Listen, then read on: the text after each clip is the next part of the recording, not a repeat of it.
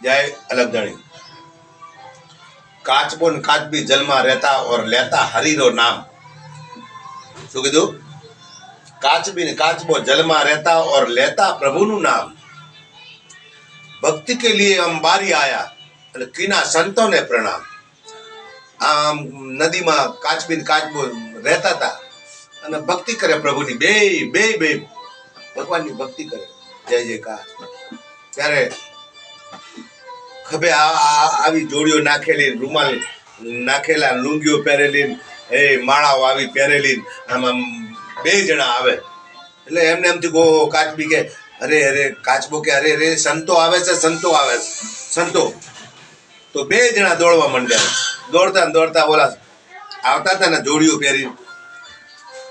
પહેરીને આવતા હતા અને ત્યાં જઈને આગળ જઈને આમ નમવા ગયા ને ઓલા બેને પકડી જોડી બધી કાચબાને કાચબી બંનેને જોડીમાં લઈ લીધા, બેને ઉચકીને લઈ ગયો નદી કિનારે। એનું છાપરું હતું ત્યાં લઈ ગયા ને છોકરાઓને બધા ભેગા કર્યા કે આ તો કે ખાવાનું ભોજન આવી ગયું। પેલા બે જણા સંતો જેને માની બેઠા હતી અને ત્યાં જઈ અને એમ કહેવાય કે માટલું તપેલું એમ કુકર, આપણી ભાષામાં અહીંયા કુકર કહીએ એ વખત તપેલું મૂક્યું અને મોટું ડેગડું મૂકી અને બેને અંદર નાખી દીધા અંદર દેવતા હળગાઈ નીચે અને ચૂલો એવો અને હળગવા માંડ્યો। અને પછી તો કાચબો બે જણા ઓહો આપણે તો સંતો દેખીને ગયા અને આ તો કોઈ ખાટકી નીકળ્યા, કસાઈ નીકળ્યા, હવે શું કરવું, પારધી નીકળ્યા। ત્યારે કાચબી ભગવાન કહે છે ભગવાનને સ્મરણ કર, ભગવાનને સ્મરણ કરવાનું પાણી ગરમ થયું। કાચબી કે અરે તારો કઠે ગયો તારો ભગવાન, હું બળું છું હવે।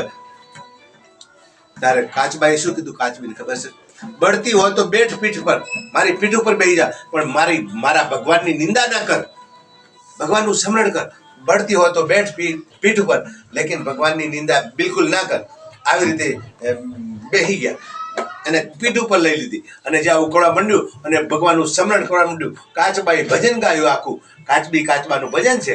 અને પછી ભાઈ જ્યાં ઉત્તર દખણથી ચડી વાદળી અને વાવાઝોડું વંટોળિયું આવ્યું અને તરત જ આવીને એક વાવાઝોડું આવ્યું, આખી માટલી આખું ડેગડું ઉપાડીને આમ ઉચકીને નદીમાં નાખી દીધું ઊંધું, બરાબર।